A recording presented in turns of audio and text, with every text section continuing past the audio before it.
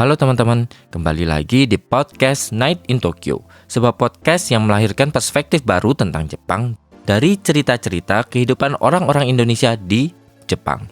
Dibawakan oleh gua, Aiman, host Night in Tokyo.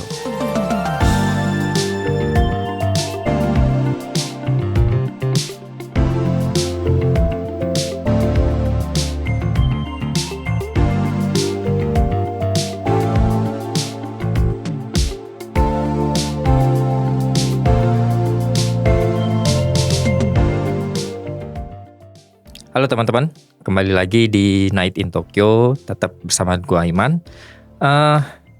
Seperti biasa teman-teman, kita kedatangan seorang teman. Kali ini adalah dia Hafu, barista juga di Tokyo. Di sini ada Bang Kento. Halo. Halo, domo Kento desu. Mungkin teman-teman udah beberapa orang udah kenal lah ya. Ya mungkin ya.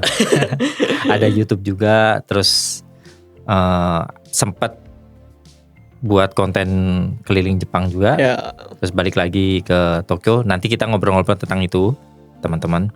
Cuman gue pengen tahu nih Bang, sebenarnya datang atau lahir itu di mana? Di Indonesia kah atau di Jepang? Terus kapan akhirnya menetap? Sekarang udah cukup panjang ya? Udah lumayan lama ya. Iya. Jadi lahir di Jakarta. Oh, lahir di Jakarta Ya, malah lahirnya di Jakarta. Numpang lahir di Jakarta. Jadi setahun gitu di Jakarta. Kan bapak asli dari Bali. Oh ya. Jadi balik ke Bali, besar di Bali sampai SMA. Setelah SMA lulus, kuliahnya di Jepang. Oh. Semenjak itu sampai sekarang di Jepang. Dipaksa ya? ya bisa dibilang begitulah. Oh, berarti tadinya malah besarnya di Bali ya, bukan di Jepang malah. Benar-benar kayak itu. Di Bali sampai benar-benar lulus SMA, baru keluar ke Jepang. Oh, sekolah negeri gitu ya? Negeri, swasta sama negeri lah. Oh, nah pindah ke Jepang tuh karena apa? Apakah nggak nyali kuliah di Bali aja misalkan, atau di Indonesia gitu? Jadi ya orang tua sih gara-gara faktor utamanya. Orang tua nyuruh kuliah di luar negeri. Habis itu kebetulan saya kan half nih. Jadi bahasa Jepang tuh udah bisa dari kecil lah. Nggak perlu belajar lagi lah ya. Nggak perlu belajar lagi lah. Habis itu, tapi sebenarnya saya pengen di Amerika atau nggak di Australia gitu kuliahnya pakai bahasa Inggris lah. Oh iya, deket lah ya Australia. Tapi entah kenapa waktu SMA tuh belum pede bahasa Inggris. Jadi mikir ya udah ke Jepang aja deh. Kan aman tuh, udah bisa bahasa. Habis itu dulu setiap tahun juga balik ke Jepang, jadi udah tahu culture, budaya, dan gimana kehidupan di sana. Sama ada kakak, ada keluarga juga lah di Jepang. Jadi memilih yang jalan aman ke Jepang. Kalau apakah di Balinya sendiri tuh udah belajar gitu bahasa Jepang, apalagi kanji? Kan kalau kuliah tuh kan kayaknya materinya lumayan ya. Apakah sebenarnya nggak ada adjustment juga ya? Lancar-lancar aja ya? Jadi di Bali tuh kalau di rumah kan ngomongnya pakai bahasa Jepang. Oh, sama ibu ya? Ya, sama ibu bahasa Jepang. Bapak juga bisa bahasa Jepang. Soalnya dulu dia kuliah di Jepang juga. Jadi di rumah tuh otomatis komunikasi bahasa Jepang. Tapi pada suatu saat waktu SMA, ya mulai masa puber mungkin ya. Iya. Jadi kayak malu ngomong bahasa Jepang loh. Oh iya? Ya, jadi sempet kayak gitu malah? Kayak depan teman-teman apalagi kalau kirain privilege gitu, gue bisa bahasa Jepang gitu. Kayak malah malu ngomong di depan teman-teman Indo ngomong bahasa Jepang. Jadi waktu SMA tuh mulai, walaupun orang tua ngomong pakai bahasa Jepang, jawabnya pakai bahasa Indonesia gitu loh. Kayak malas ngomong bahasa Jepang lah. Iya. Jadi ya mulai bahasa Jepang juga jadi agak aneh. Baru ke Jepang lagi, balik normal lagi. Sama kalau masalah kanji sih, dulu ada kayak les bahasa Jepang gitu di Bali. Belajar kanji gitu di sana juga. Tapi ya dulu gak serius, cuman main-main aja. Kalau kanji itu pas nyampe di Jepang, baru mulai kayak belajar, kayak otodidak gitu. Oh, berarti tetap belajar lagi ya? Belajar lagi. Apalagi nulisnya gitu. Iya, kalau nulis kanji itu. Kalau kaiwa, komunikasi sih ya udah bisa. Biasa aja ya? Biasa aja. Oh, nah kalau di rumah sendiri dulu budayanya lebih ke Indonesia apa ke Jepang? Meskipun tinggal di Bali ya? Gimana ya? Nyampur sih ya. Nyampur ya berarti ya? Kalau misalnya kalau makanan sih lebih ke Jepang ya. Kalau di rumah makanan yang masak. Ya ibu makanan Jepang. Dia gak bisa masak masakan Bali ya. Jadi masakan Indonesia, masakan Jepang. Ya mix ya. Soalnya kan sekolah juga sekolah swasta sama negeri. Jadi mainnya sama orang-orang lokal juga kan. Jadi ketemu sama orang Jepang tuh mungkin pas waktu di les bahasa Jepang itu aja mungkin gitu. Dan cukup banyak ya kayaknya ya orang Jepang di Bali itu. Banyak banget. Rata-rata ya ibunya yang orang Jepang. Rata-rata. Iya. Tapi ya memang ya, karena dari beberapa teman Jepang yang pergi ke Bali itu kayaknya sekali ke Bali itu langsung jatuh cinta gitu. Iya, rata-rata ya orang Jepang. Ada magic power tersendiri di Bali itu bagi orang Jepang. Jadi Bali Magic nyebutnya. Bali Magic. Iya. Sekali mereka liburan ke Jepang, jadi ngerasa nggak pengen balik gitu loh. Jadi pengennya menetap di sana. Banyak sih beberapa teman Jepang juga kayak gitu. Dia waktu kuliah itu kan liburan ke Bali. Nah itu sekarang dia menetap di Bali gitu. Gara-gara Bali itu senyaman ini ya gitu.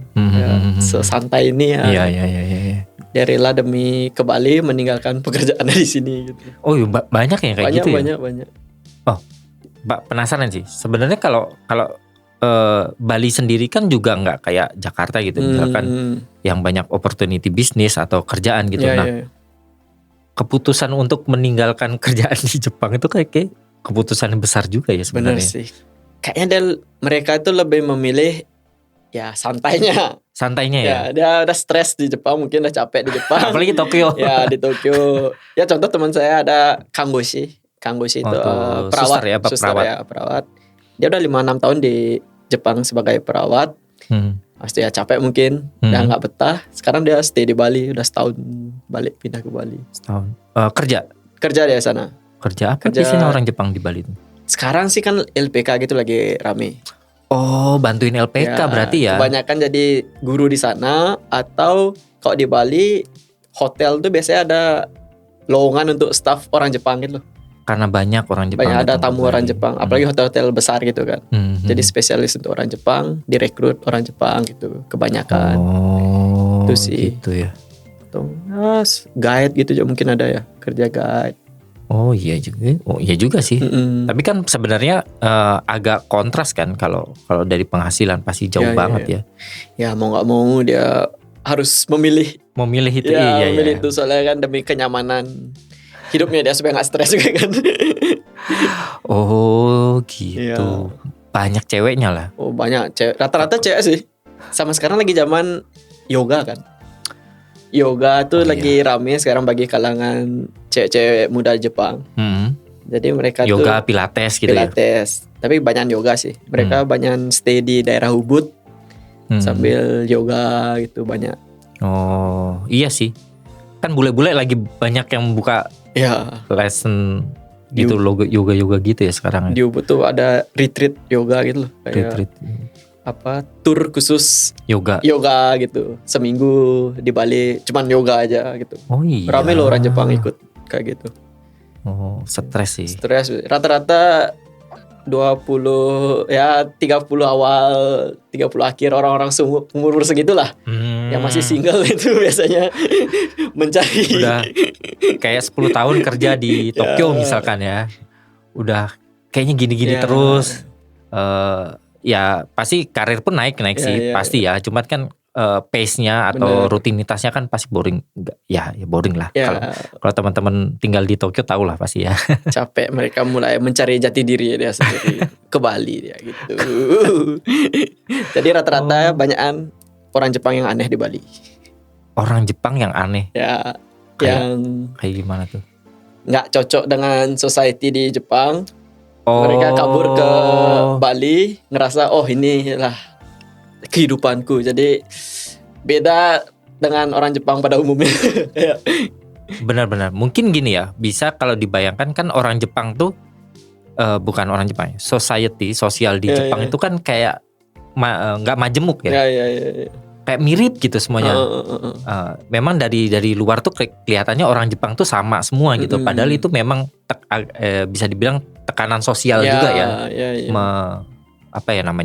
Memaksa mereka untuk sepertinya sama gitu loh. Nah bisa jadi orang yang memang tertekan dengan tekanan itu ketika ke Bali, loh ini dia nih gitu ya. Inilah dia kehidupan saya gitu loh. Jadi agak rada aneh sedikit dibanding orang Jepang yang stay di Jakarta. Kalau orang Jepang yang stay di Jakarta kan benar-benar Pure untuk bisnis bekerja, benar. chuzaing di Jakarta. Iya. Kan? Jadi yang orang-orang benar-benar berpendidikan kayak yang gitulah. Dan biasanya kehidupan orang Jepang yang di Jakarta cukup mewah ya. Ya benar. Kalau yang di Karena Bali dipindahin ya, dipaksa apa ya jatuhnya kan kalau dari headquarter ke Jakarta kan agak turun meskipun dia di sana jadi saco bisa jadi ya. Jadi saco di sini kemana-mana naik kereta, di Jepang ada supir. Apatonya juga gede. benar. Wah itu Emang mewah tuh. mewah tuh Kalau di kalau Bali gitu. miskin-miskin semua. Makan nasi bungkus semua. Nah sekarang kan Bang Kento terkenal lah. Sekarang buka kopi dan lain. Awalnya nih, apakah dari dulu emang ada tertarik menjadi barista atau justru sebenarnya malah merintis jadi barista itu dari semenjak di Jepang? Jadi ya merintis sebagai barista di Jepang awalnya. Benar-benar gak kepikiran sih selama ini bakal jadi barista di Jepang. Kan awal lulus kuliah di sini, kebetulan pas COVID. Kuliahnya sendiri jurusan apa? Tourism management. Oh tourism ya. Yang aman aja lah ya. Maunya jadi menteri pariwisata dulu. Tapi gak kesampaian. Jadi tourism, COVID. Habis itu awal sempat masuk travel agent di Jepang. Oh sempat. Ya, sempat kerja. Yang major yang merah atau biru itu enggak? Bawahannya yang biru. Oh, bawahan yang biru. Anak perusahaannya yang biru. Oke. Jadi sempat masuk sana. Itu tuh travel agent khusus cruise ship gitu. Jadi benar-benar semongnya itu cruise gitu. Dan lumayan itu kan ya. COVID pertama kali masuk Jepang itu kan di cruise kan. Dari cruise apa nama kapalnya? Iya yang stuck di Yokohama. Itu yang paling pertama di Jepang masuk COVID kan. Jadi semenjak itu penjualan perusahaan juga anjlok, kayak benar-benar gak ada tamu. Pressure dari shachonya benar-benar gila, kayak ayo cari tamu gitu. Gimana caranya? Udah sehari 50 kali kayak nelpon pelanggan yang dulu-dulu itu. Nawarin mau gak cruise untuk tahun depan gitu. Kerjanya setiap hari kayak gitu terus nelpon. Lama-lama mumet kan. Kayak cuman 6 bulan kayak bertahan deh. Oh iya. 6 bulan gitu berhenti. Baru ini ada nih Kopi Kalian di Harajuku kan. Dia baru buka. Oh iya benar baru buka banget ya. 2020 akhir kan dia buka kan. Jadi waktu 2021 itu ada teman nawarin mau nggak part time di sana gitu awalnya. Kan lagi nganggur juga waktu itu. Jadi sambil part time sambil jadi Uber driver, Uber Eats. Dari sana sih mulai kopi-kopiannya dari Kopi Kalian. Oh berarti belajar di sana itu? Iya. Emang kopi suka sih minum kopi tapi yang benar-benar memperdalam kan di Kopi Kalian. Kayak bikin latte terus gitu-gitu. Oh berarti dari masuk Kopi Kalian tuh di trainingnya sama orang Kopi Kalian sendiri? Dari sana ya sambil kerja. Dari sana belajar apa itu kopi itu ada apa aja gitu. Oke. Itu berapa lama di Kopi Kalian tuh? 3 tahun sih, 3 tahun. Lumayan ya. Lumayan lama dari awal. Berarti angkatan pertama tuh ya? Ya termasuk yang angkatan awal lah. Ya dari sana, dari part time bisa sampai full time di sana. Oh iya. Awalnya. Lumayan sih. Jadi mungkin teman Tokyo pasti tahu lah kalau datang ke Harajuku gitu kan. Kayaknya ada yang pernah ketemu di Kopi Kalian mungkin.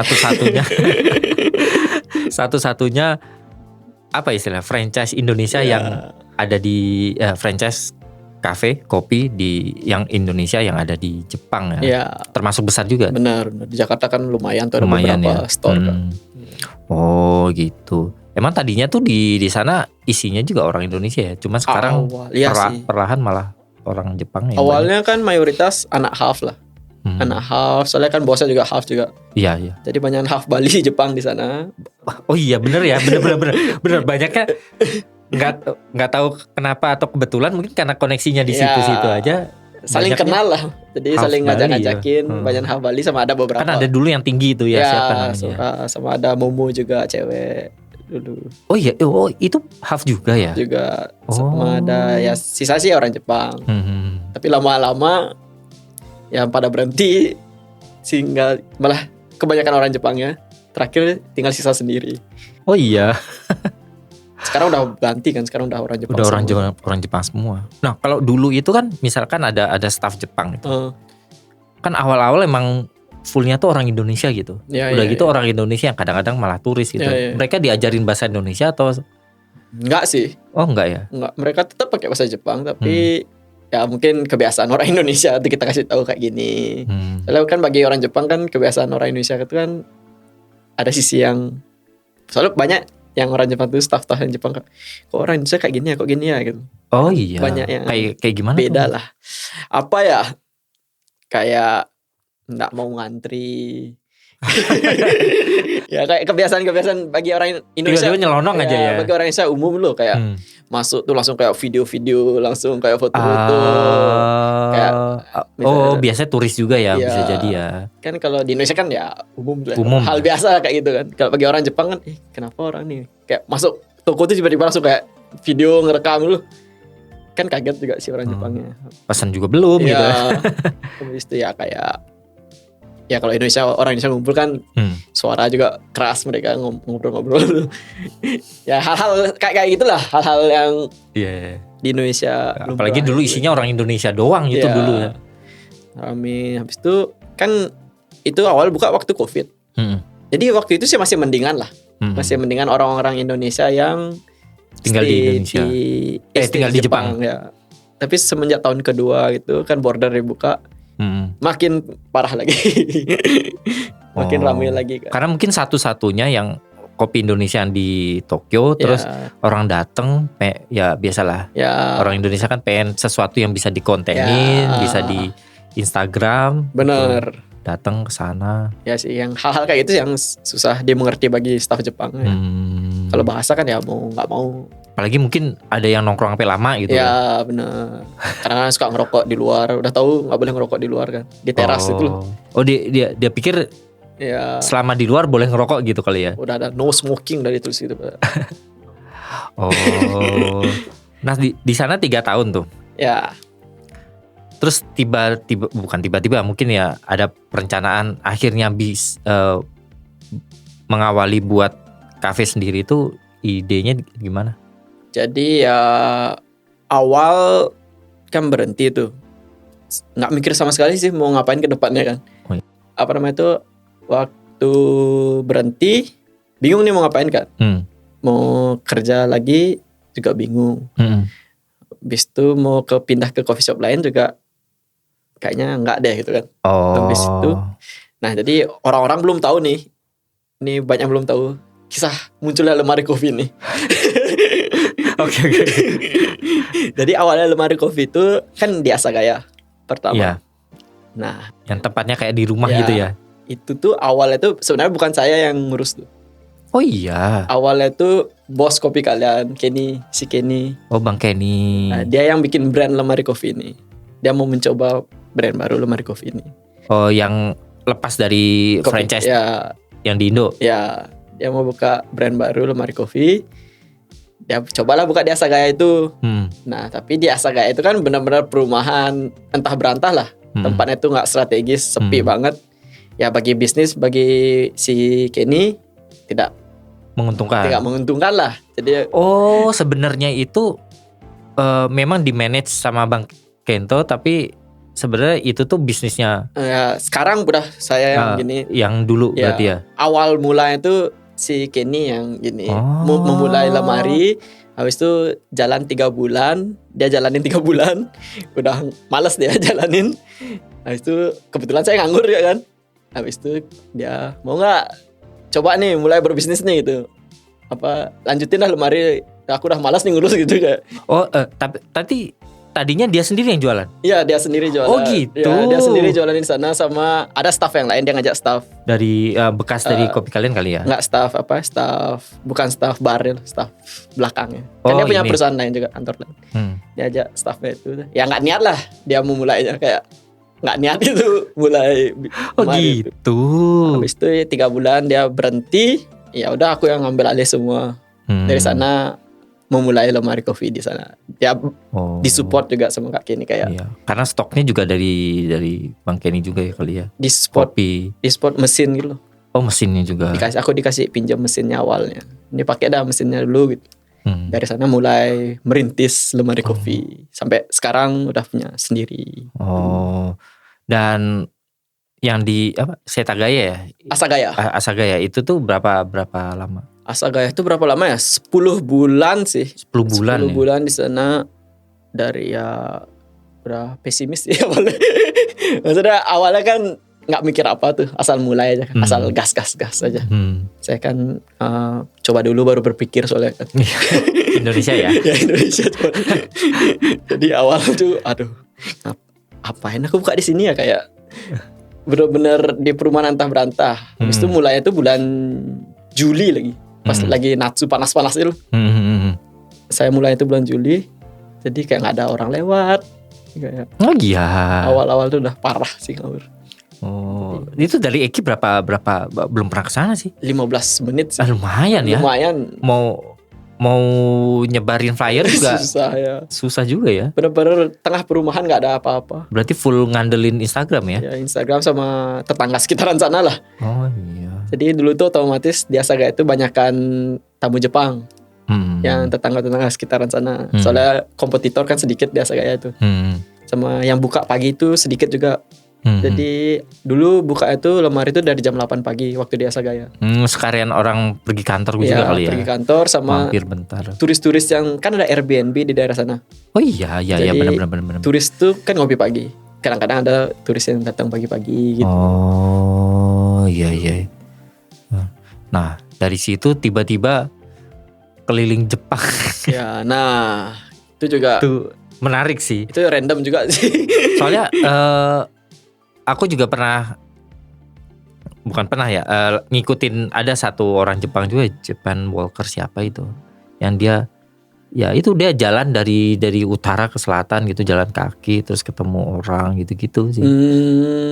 Kalau Bang Kento kan kayak hitchhike. Iya sama sih, hitchhike juga. Terus kayak memperkenalkan kopi gitu. Itu apakah setelah dari apa ya istilahnya? Kan lemari kopi mungkin ada kontraknya atau apa gitu, apa jadi gimana? Jadi kan awalnya tuh emang maunya tuh lanjut terus kan di sana. Tapi 6 bulan pertama ini sepi nih. 6 bulan pertama sepi. Habis itu makanya dia udah malas lah. 6 bulan pertama pas aku mulai 6 bulan pertama nih sepi kan. Nah, tempatnya itu kayak rumah loh dulu tempatnya itu. Jadi tempat yang di Asagaya itu rumah. Di lantai 2 itu ada suami istri yang tinggal. Habis itu lantai 1 itu ada coworking space sama lemari kopi. Nah, si istrinya ini yang ngajakin pertamanya, mau nggak buka di sana gitu. Jadi si istrinya ini pengen bikin konsep rumahnya dia tuh ada coworking space sama ada coffee shopnya. Dan si istrinya ini dulu pernah tinggal di Bali juga. Bisa bahasa Indonesia juga. Ya tahu budaya. Tahu budaya orang Indonesia lah. Muter-muter aja ya sebenarnya ya. Tahu budaya Indonesia. Dia arsitek kan. Jadi si istrinya sih nggak masalah ya. Si suaminya ini yang orang Jepang pure. Ya sararimang, libur Sabtu Minggu. Nah, jalan 6 bulan lemari kopi. Mulai rame lah lemari kopi kan. Mulai orang-orang pada datang rame. Nah, Sabtu Minggu yang paling rame nih lemari kopi. Oh iya. Itu si suaminya ini kayak terganggu lah, kayak nggak ada privasinya kan. Dia libur tapi tetap orang-orang pada rame ke rumahnya kan, tamu-tamu lemari kopi. Habis itu ya ngobrol. Jadi kita ngobrol, ya aku ngerasa udah nggak bisa buka di sini kalau kayak gitu loh. Aku yang nggak enak kan jadinya. Habis itu udah aku putusin untuk tutup di sana. Oh, masalahnya tuh malah di luar dari ini ya, di luar dari bisnis ya malah ya. Mereka juga nggak nyangka awalnya kan. Oh, dikirain ya paling segini aja. Soalnya kan di perumahan juga kan. Iya. Mereka juga nggak nyangka. Jadi awal-awal tuh ya oke aja dia kan. Malah Sabtu Minggu datang banyak. Apalagi tempatnya juga lumayan gede. Ngobrolnya. Bener. Jadi tempat dine-in-nya itu living roomnya mereka loh. Living roomnya mereka tuh ditaruh meja-meja gitu. Jadi mereka kalau mau ke dapur harus lewatin sana loh. Gitu. Oh gitu. Jadi benar-benar nggak ada privasinya lah si suaminya ini. Kalau si istrinya sih udah biasa kan kayak gitu. Di Indonesia orang nggak kenal masuk ke rumah tuh udah biasa kan. Oh kayak gitu. Habis itu ya udah nggak ada jalan keluarnya, ya udah tutup aja deh gitu. Oh berarti udah ya nggak ada kafe juga yang gantiin juga ya? nggak ada. Setelah itu baru ngapain ya, ini ada waktu nganggur kan, nggak ada, belum kerja juga waktu itu. Ya udah coba hitchhike nih keliling Jepang. Idenya dari mana tuh? Tiba-tiba Eh, itu kan bukan keputusan yang yang gampang untuk dilakukan ya. itu juga ya emang suka nonton video-video traveling loh. Oh, iya, Apalagi iya, video-video benar. yang hitchhike tuh aku suka nonton kan. Oh iya Suka benar. nonton kayak gitu. Habis itu juga ada sempet dulu YouTuber Jepang nih. Tahu nggak yang naik jinrikisha, yang bawa jinrikisha keliling dunia tuh. Kayaknya pernah tahu. Yang dia orang jinrikisha Asakusa ini, dia YouTuber juga. Tapi dia kayak keliling Jepang, keliling Australia itu pakai sambil bawa jinrikisha nih. Ngeliat video dia. Jadi awalnya tuh pengennya tuh jalan kaki sampai Okinawa. Bukan hitchhiking tapi jalan benar-benar pure jalan kaki awalnya niatnya. Soalnya aku lihat si YouTuber itu, dia aja bisa, masa aku nggak bisa gitu kan. Iseng dah nih. Natsu juga itu mulainya aku bulan Juli juga Natsu. Habis itu coba ya udah spare waktu 2-3 bulan maunya jalan kaki sampai Okinawa. Itu mulai berpikir dan Startnya dari Tokyo ya? ya sama sambil bikin konten juga kan. Soalnya aku mikir belum ada nih YouTuber Indonesia yang bikin konten jalan-jalan kayak gitu loh. Soalnya aku mikir apa ya hal yang aku bisa yang orang lain nggak bisa loh. Kalau YouTuber Indonesia yang lain kan terikat waktu kerja jadi nggak bisa traveling lama. Jadi aku sekarang ada waktu panjang, ada waktu lama, ya udah coba nih sekalian bikin konten gitu. Nah, jadi kepikiran untuk jalan dari Tokyo ke Okinawa. Hari pertama jalan sih, hari pertama 30 kilo jalan.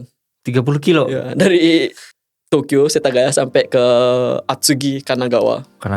Udah beda provinsi Ya. tuh ya. Jalan hari pertama jalan nih, ternyata tidak segampang itu. Udah capek ngawur kan bawa backpacker besar itu kan. Ini sakit semua nih. Habis itu Tidur di mana tuh? hari pertama tidur di koeng. Di taman. Buka tenda, Ya, pakai sleeping bag. Natsu tuh kan. Banyak nyamuk kan. Aduh nggak bisa tidur nih kan. Aduh gimana nggak bisa tidur. Akhirnya hari pertama nggak tidur loh ujung-ujungnya kan. Kayak nggak nyaman gitu. Nah mikir di hari kedua nih, ini kayaknya nggak mungkin deh bisa sampai sampai Okinawa nih jalan kaki nih gitu. Kayaknya nggak mungkin bisa jalan kaki. Dari sana hari kedua baru mulai start hitchhiking. Dari sana hitchhiking sampai ke Fukuoka. Tuh. Kira jalan kaki udah nyampe Fukuoka ya. Enggak. Akhirnya dari hari kedua mulai hitchhiking. Nah, awal kan sampai Okinawa rencananya. Tapi waktu sampai Fukuoka, lihat perkiraan cuaca itu kan bulan Agustus awal itu kan, sampai Fukuokanya. Lihat hujan terus loh. Kan musim-musim hujan tuh Agustus itu kan. Tidur juga susah tuh pas kan. Tapi tidur ujungnya sih kebanyakan di gini net cafe. Iya. Sekalian bisa mandi juga ya. Sekalian bisa mandi, nyari aman lah. Habis itu terus lihat cuaca bakal hujan terus dan banjir gitu kan. Mikir nih, daripada kesana hujan-hujanan, kebanjiran, balik kali ya gitu. Akhirnya balik dari Fukuoka. Cuman sebulan aja akhirnya perjalanan hitchhikingnya. Lumayan lah experience ya. Iya, seru sih kayak. Serunya gimana? Ketemu banyak orang baru, orang-orang baik tuh. Bentar. Kalau kan di Jepang nih agak susah ya kayaknya ketemu atau ngobrol sama orang asing gitu. Itu malah. Tapi enggak loh. Enggak juga ya? Baru kayak ngerasa berdiri 30 menit aja bawa pelangnya nih pasti dapat kok. 30 menit aja kayak gini terus. Ada aja yang berhenti pasti. Pernah justru yang pertama kali kasih tumpangan itu cewek loh. Cewek masih muda. Kan ekspektasi saya kan ya paling yang mau Ojisang gitu Ojisang paling kan Ojisang sendirian gitu. Ini tiba-tiba di Atsugi ini baru 10 menit berdiri gini saya berhenti cut.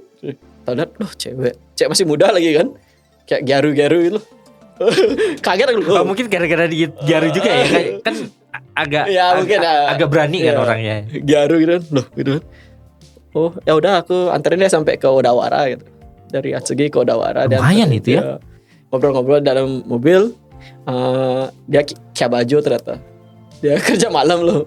Baru pulang kerja kan. Itu jam 10-an pagi lah. Baru pulang kerja dia kasih tumpangan. Ya rata-rata orang yang mau ngasih tumpangan tuh orang yang pertama kali ngasih tebengan ke orang hitchhiker loh. Jadi mereka juga ngerasa penasaran. Ngapain sih orang ini? Ya gimana sih tebengin orang gitu loh. Rata-rata orang yang pertama kali ngasih tebengan sih selama aku kemarin itu. Paling jauh berapa kilo tuh? Wah, ada yang Kan dari Odawara terus Iya. dari sana. Ada yang ngasih tebengan paling jauh 110 kilo gitu. Udah beda kota itu. Dari Shizuoka dari Fujishi sampai ke Aichi-ken Gamagori. Jauh. Lumayan itu. Itu malam-malam lagi. Jam Apakah dia karena emang lagi pengen ke sana kebetulan atau? enggak, dia tuh orang Fujishi, orang Shizuoka, Fujishi. Karena dia gabut juga. Malam-malam jam 10 nih kan. Aku juga udah pesimis, malam kan susah tuh nyari tebengan, gelap soalnya kan. Jadi coba ya malam gini. Datang dah. Sampai mana? Sampai mau pengen ke Aichi Gamagori gitu. Ya udah, yuk gitu. Apa nih gitu, jauh loh gitu. Ya nggak apa-apa. Aku suka naik mobil soalnya gitu. Jadi dia suka naik mobil, saya plus gabut dia kan. Jadi dia nganterin 100 kilo, balik dia lagi ke rumahnya. 100 kilo. Ngobrol apa itu? Ya ngobrol macam-macam lah. Mau nggak mau kan kita yang dikasih tumpangan juga nggak mungkin ya tidur kan. Diem tidur kan lucu, nggak lucu juga. Nggak enak juga kan tidur. Ya mau itu sih yang agak capeknya. Mau nggak mau kita harus terus ngobrol, nanya-nanya itu. Ya tapi lama-lama jadi template sih. Kayak itu yang dia yang paling jauh sih. Mikir apa dia? Mungkin nganter 100 kilo. Dia benar-benar gabut orangnya. Oh iya. Kayak dia emang suka nyetir. Dia tuh kerja sebagai driver truk. Oh. Biasa dia nyetir jauh-jauh itu loh. Pasti kebetulan hari itu dia nggak ada kerjaan juga mungkin ya. Dianterin gitu. Oh, bener sih. Macam-macam sih, ada yang lucu-lucu kayak Jakarta Bandung gitu ya mungkin ya. Habis itu ada yang dari mana tuh ya? Dari Mie Keng sampai ke Nara. Wah. Itu tuh juga lucu. Jadi sebelumnya itu dari Mie ke service area-nya tuh dianterin semua bapak-bapak nih. Kakek-kakek lah. Dianterin ke service area jam 6 sore nyampe sana. Si kakek-kakek itu bilang awalnya kalau di sini sih pasti banyak yang berhenti loh. Banyak yang berhenti jadi gampang loh dapat tumpangan gitu. Nyampe lah di sana jam 6 sore. Ternyata service area udah lama gitu loh, udah kuno gitu. Jadi nggak ada orang loh. Nggak ada orang. Nggak ada yang berhenti di sana. Nggak ada orang parkir di sana malah ya. Nyampe saya cuma ada 5 mobil itu kan. Tak tanya satu nggak ada yang mau kan. Anjing gimana nih, udah sore jam 6 lagi kan. Habis itu di tol soalnya kan service area tuh nggak bisa jalan kaki kan. Kayak iya. Jadi mau nggak mau harus nunggu di sana. Nunggu di itu. Ya, udah pasrah nih, hari ini kayak tidur di sini deh gitu kan. Udah pasrah itu terus gini. Nah datanglah nih mobil satu. Anak SMA cowok. Anak SMA cowok. Udah lulus atau masih SMA ya? Masih 19 tahunan itulah. Datang. Pertama tak tanyain mau nggak, boleh nggak numpang gitu. Dia malu loh, kayak nolak itu awalnya. Ke toilet, balik ke mobilnya. Datang lagi 2 mobil nih. Ternyata itu temennya mereka loh. Jadi mereka itu anak mobil. Dia bawa mobil 3 gini, anak mobil. Datanglah dia bertiga. Mau sampai mana gitu ditanyain. Sampai Nara gitu. Tapi bukan di Nara. Bukan di Nara Ekiya loh. Pokoknya nyampe sana aja ya. Tujuan saya pengen ke Nara Ekiya nih. Tapi dia bilang, bisa anterin sampai pertengahannya gitu, dia bilang kan. Ya udah, lucu ya tuh dianterin sama 3 mobil. Kayak konvoy. Dianterin sama 3 mobil sampai sana. Akhirnya habis itu tapi ngobrol-ngobrol, ya udah deh nanggung. Sampai Nara Eki deh aku anterin tuh. Dianterin sampai Nara Eki akhirnya. Dengan 3 mobil ini. Mobil modif-modif gitu ya. Mobil modif-modif. Ada juga kayak gitu ya. Banyak sih momen-momen lucu-lucu gitu. Malah anak-anak muda juga penasaran juga mereka. Pertama kali juga mereka ngasih tebengan kan. Ada yang ngasih makan juga, ada yang beliin makan. Kuat-kuatan ini aja ya.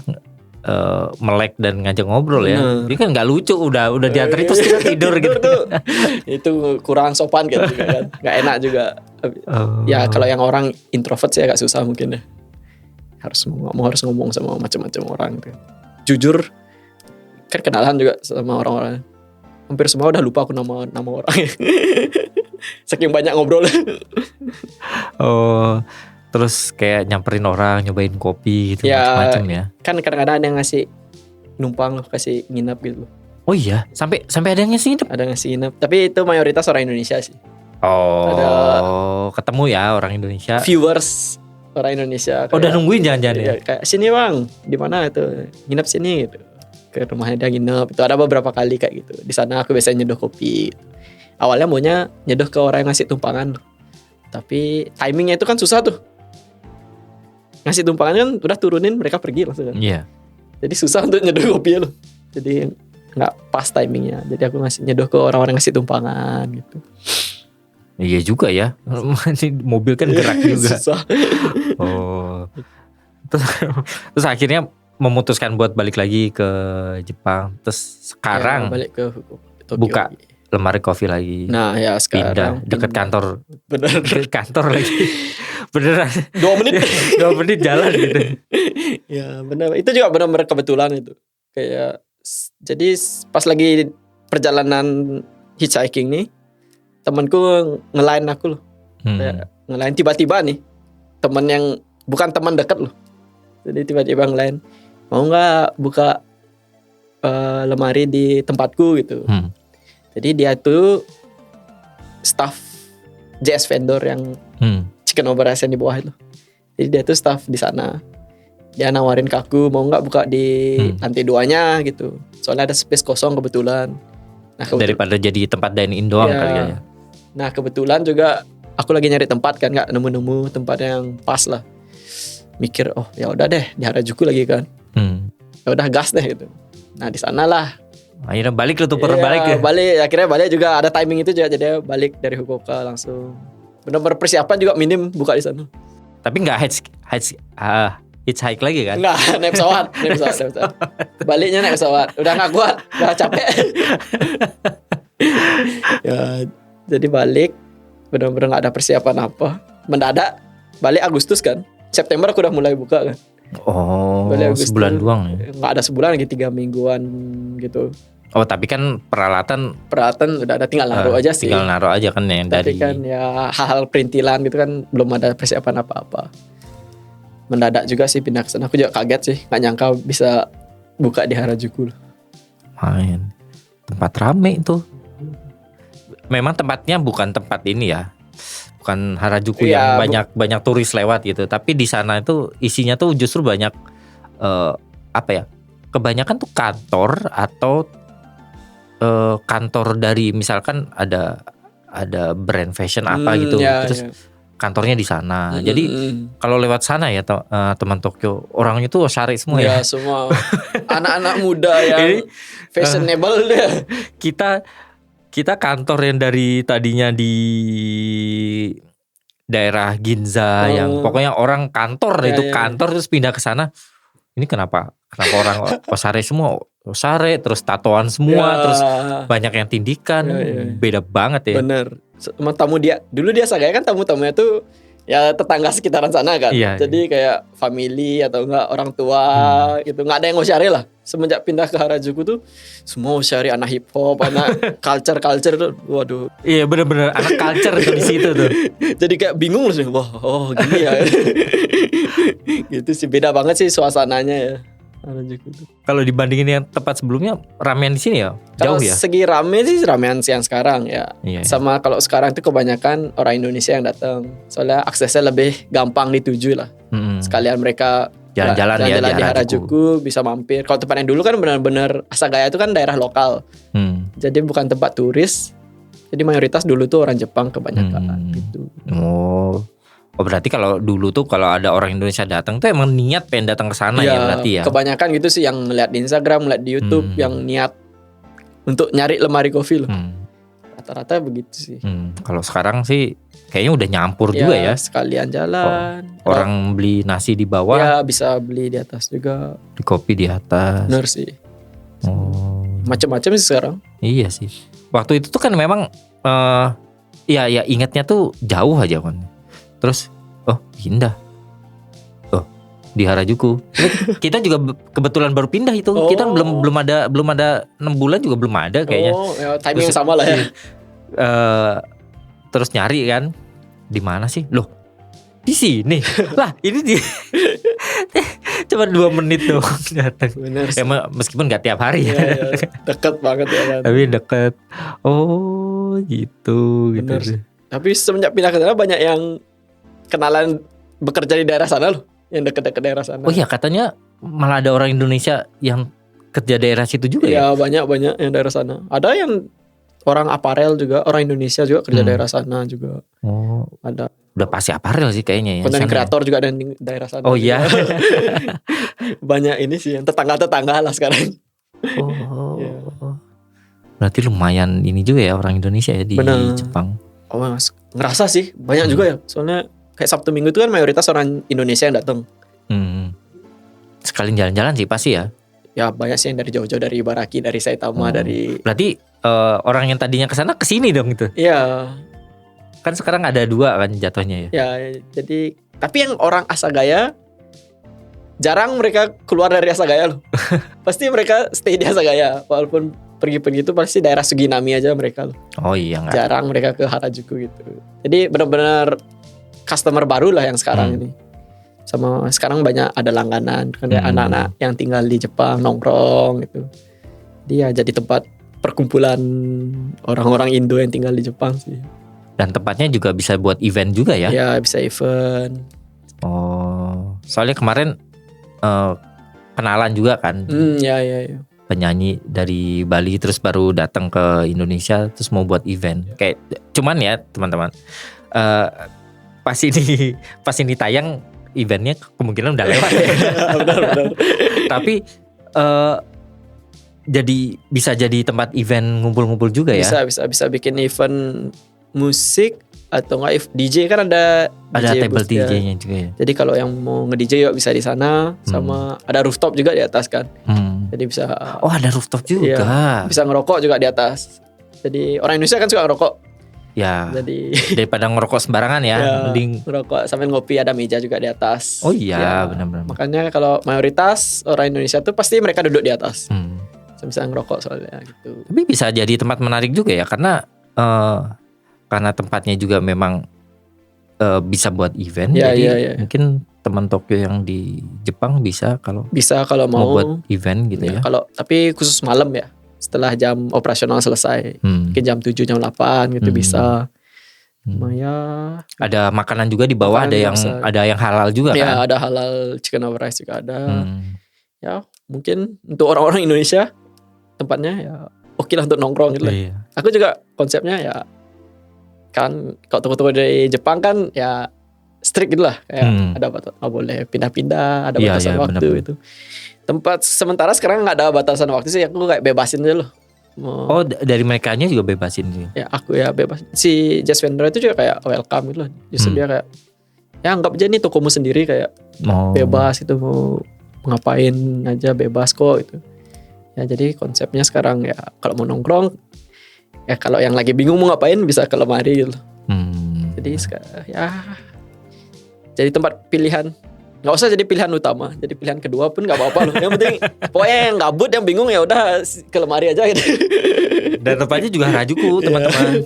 Jadi misalkan kan di Harajuku sekarang ada restoran Bali itu punyanya si Ayu yang tadinya di jauh di mana tuh Hachijoji itu yang Tachikawa sana jauh, terus akhirnya buka baru di Harajuku pas di depannya.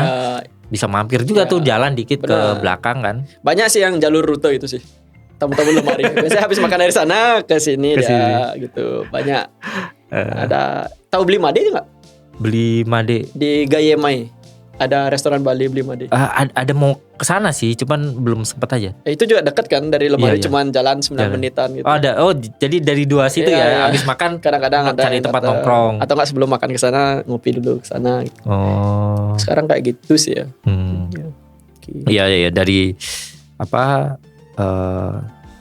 Takeshita Street ya. Takeshita Street kan pasti lihat New Balance tuh. Ya lurus terus ada jalan ke kiri kan itu kan. Yang jalan yang isinya toko-toko grunge mana gitu. Yang kalau kalian nyari baju yang nggak mungkin ada di Indonesia tuh ada di situ tuh.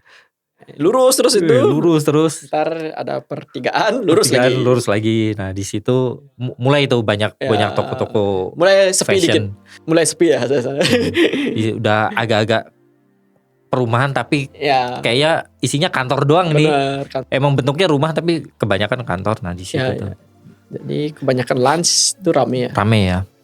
Lunch banyak banget sih orang. Sama tempat lemari yang sekarang ini ya agak susah bagi orang yang pertama kali mau ke lemari kopi loh. Tempatnya kan nggak kelihatan coffee shop. Nggak kelihatan dari depan ya. Ya jadi yang mau ke sana cari-cari ya. Ada kok di Google Map. Ya. Nggak bakal nyasar sih. Tadinya juga gitu. Nggak tahu kalau di situ tuh ada. Ya tahu di sana tuh ada restoran gitu. Lo nggak tahu kalau tempatnya di sana tuh waktu iseng cari ke sana gitu. Tak nyebrang ke kiri, kukirain masih jauh lagi kan sebelah sana. Belok kanan. Lah, ini mah di belakang food truck yang biasa beli lanjut di sana. Benar, ya. Jalan itu agak masuk kan sedikit kan. Itu sih agak bikin membingungkan. Gitu. Ya. Ya lumayan lah jadi ada teman sekarang ya. Banyak tetangga. Jadi tetangga ya. Karena dibandingin di rumah kemungkinan kan bukan 5 hari kan ada di kantor jadi. Ya, benar. Gitu. Oke. Nah, ke depannya sendiri apakah kepikiran mau terus atau membesarkan kafe atau tetap stay di barista atau karena di barista sendiri di Indonesia juga lagi salah satu profesi yang ada prestisnya nggak sih di Indonesia atau enggak juga ya? Kalau di Indonesia kan kayak keren gitu ya. Iya keren gitu. Tapi gaji nggak seberapa loh. Oh iya nggak tahu sih saya. Gaji barista Indonesia nggak seberapa loh. Keren doang ya. Cuma keren bisa latihan. Tapi ya nggak mungkin bisa hidup dengan barista selamanya kan kerja barista itu. Jadi ya mungkin ke depan ya pengen mempertahankan lemari kopi ini, brand ini. Mungkin bakal bikin satu store yang benar-benar lemari kopi loh. Kan sekarang masih sharing space gitu. Kayak ya berdua nebeng gitu kayak. Sekarang masih nebeng. Jadi next mungkin bikin yang benar-benar satu toko lemari kopi. Habis itu pengen bikin nasi campur juga loh. Pengen bikin toko nasi campur juga, nasi Bali, nasi ayam Bali gitu. Mungkin udah khusus itu aja lah daripada nambah ribet. Ya. Mungkin sekarang brand untuk kopinya tuh lemari kopi, ntar bikin brand untuk nasi campur lagi gitu. Jadi pengennya tuh supaya orang-orang Jepang juga tahu nasi campur loh. Mungkin bikin di perkantoran, bikin untuk khusus take out aja. Bali lah. Ya nasi Bali gitu. Pengennya gitu sih ke depannya. Tapi tetap di F&B mungkin ya. Oh iya. Soalnya kan basic di F&B. Ya. Nggak tahu apa soalnya. Nggak tertarik balik ke turis perusahaan travel lagi. Travel tuh nggak berat kayaknya ya. Tapi kalau untuk orang Jepang yang mau ke Bali mungkin ke depan pengen bikin juga loh. Oh buat orang Jepang pengen ke Bali gitu. Orang Jepang itu Bali. Pengen bikin travel kayak gitu pengen sih. Karena keluarga juga masih banyak ya di Bali. Ya. Itu lebih menjanjikan. Enak juga ya punya keluarga di dua negara gitu ya. Ya enak sih. Jadi balik ke Bali ada rumah juga kan. Iya. Gitu enak jadi. Oh dan Bali ya kalau misalkan udah jenuh nih. Ya. Istirahat bentar balik ke Bali gitu. Ya. Santai gitu kan. Ke pantai terus ntar balik lagi. Ya. Jelek-jeleknya misalnya kalau gagal di Jepang bisa pulang ke Bali. Masih bisa hidup lah di Bali ya. Pokoknya kalau gagal gitu bisa ada Bali bisa pulang lah gitu. Senganggur-nganggurnya di Bali pun masih bisa hidup ya. Masih bisa hidup lah ya. Gitu sih ya. Kayak gitu sih ke depannya mungkin ya. Bisa memperbesar lemari kopi mungkin kalau bisa ya. Kali aja malah bisa buka cabangnya di Bali juga ya. Ya mungkin bisa jadi. Soalnya jadi reverse gitu ya. Ya ada beberapa yang brand ada namanya The Wolf Espresso. Dia tuh awalnya tuh buka di Australia, di Sydney kalau nggak salah. Sydney atau Perth ya. Dia buka di sana. Sekarang punya 2 cabang di sana. Habis itu baru dia buka di Jakarta gitu. Oh iya. Ya, kayak gitu sih pengen sih, keren sih. Kayak gitu. Oke, mungkin terakhir nih. Penasaran. Sebenarnya apalagi sebagai Hafu gitu kan. Pengen tahu apa sih yang nggak enak? Bukan gak enak. Apa sih enak dan gak enaknya tinggal di Jepang dan tinggal di Indonesia? Enak nggak enaknya ya? Iya. Kan nggak mungkin lah ada enaknya doang tuh, nggak mungkin. Pasti ada nggak enaknya juga lah. Oh ya, tapi secara keseluruhan aku lebih senang tinggal di Jepang loh daripada di Bali untuk tinggal ya. Apa ya, enaknya tinggal di Jepang itu semua praktis. Ya apa-apa gampang, Kebaca ya. Ya apa-apa pasti. Apa pasti ya, kan Udah karena pasti kebaca ya, gitu kan. sesuai lah semua. Sesuai dengan pemikiran lah. Dengan Pasti. rencana Ya, dengan gitu. rencana gitu. Yang nggak enaknya apa ya? Nggak enaknya mungkin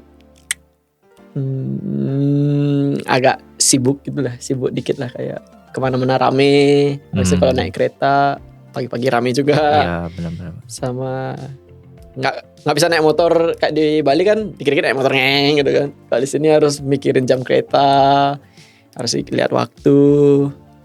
Sama kalau di Bali kebalikannya, enaknya di Bali itu ya santai, nggak usah mikir apa.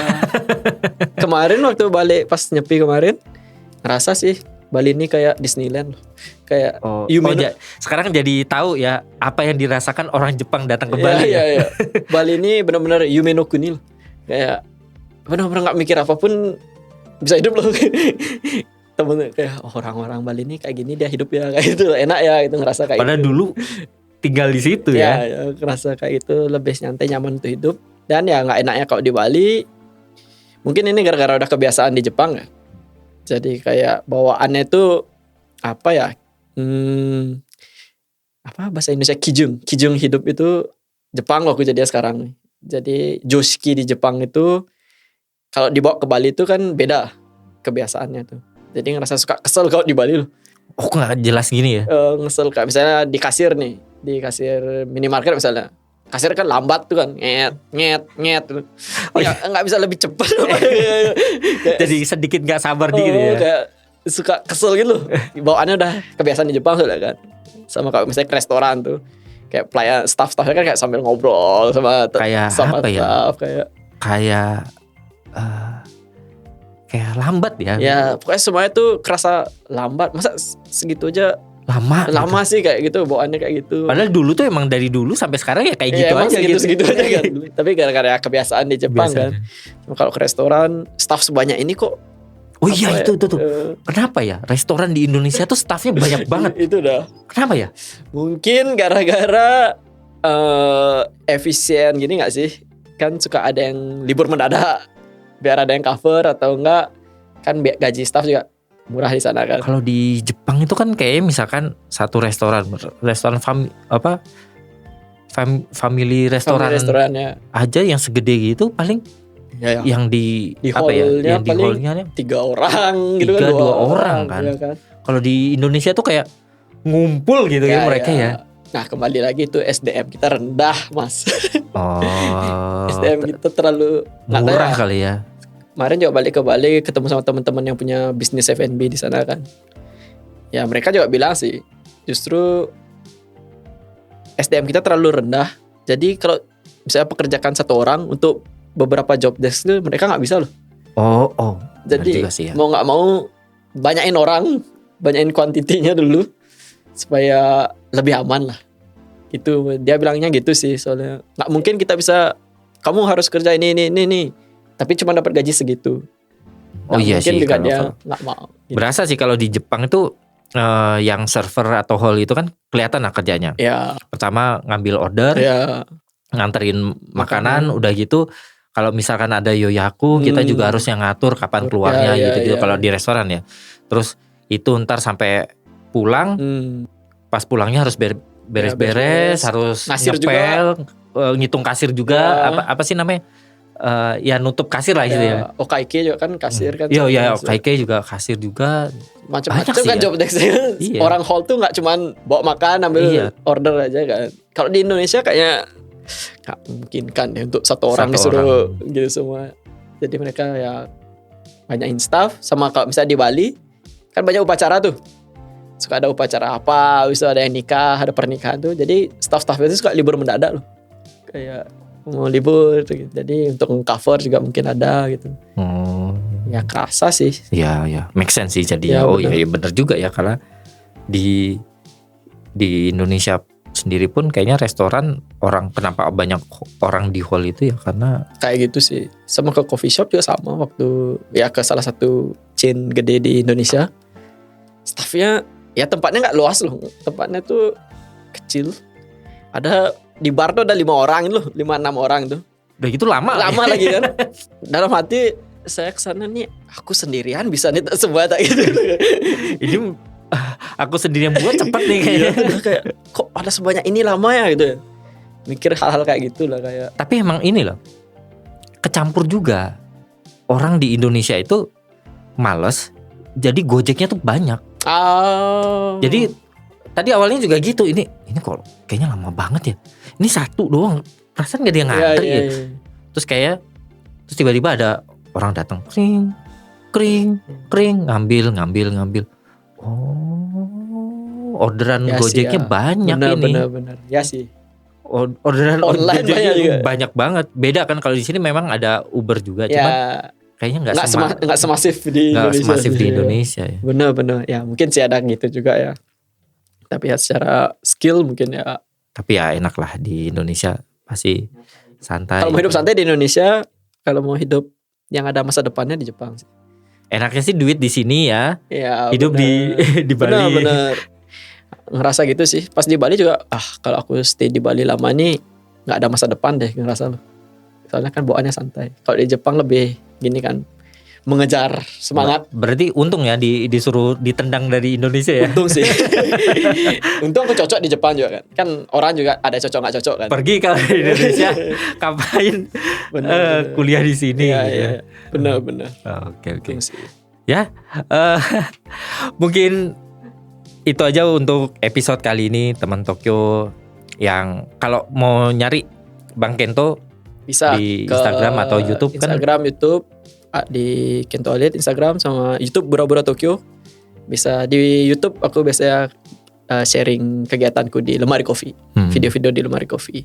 Jangan lupa di subscribe ya. Ya, kalau mau cari Lemari Coffee di mana bisa ada pokoknya di Google Map. Cari aja. Nggak pasti bakal ada. nyasar ya? Ya, sesuai jadwal Google Map pokoknya. Kalau itu Oh tulisan iya, benar.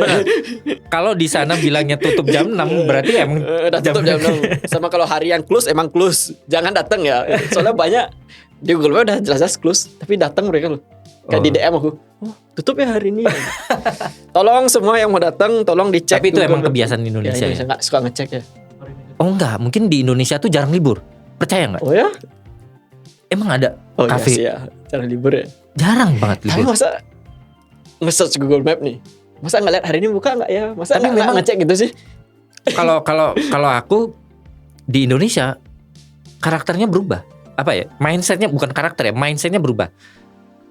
Kayak jarang banget di Indonesia ya. Oh.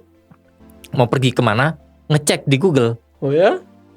Udah pasti buka gitu. Yakin udah pasti buka dan beneran buka. Iya sih. Ya, Pada akhirnya memang nggak pernah libur kecuali memang hari libur bersama gitu kemungkinan libur ya. Iya. Bahkan libur bersama pun tetap buka gitu loh. Jadi kayak nggak pernah ngecek kecuali waktu di Indonesia di Jepang mau kemana pun harus ngecek. Iya. Kalaupun ini pasti rame nih, pasti nelpon gitu. Bener sih, bener. Mindsetnya beda sih kalau. Sama kalau di Indo kan kita udah tahu jalannya loh, udah tahu tempatnya jadi langsung Iya. gas ke tokonya. Kalau di Jepang kan kita nggak tahu jalannya lewat mana ya, jadi ngecek di Google Map gitu juga kan. Iya. Tapi masa nggak ngelihat Nah, jam operasional ya? itu teman Tokyo. Jadi kalau di Jepang ya mindsetnya di Jepang dulu ya.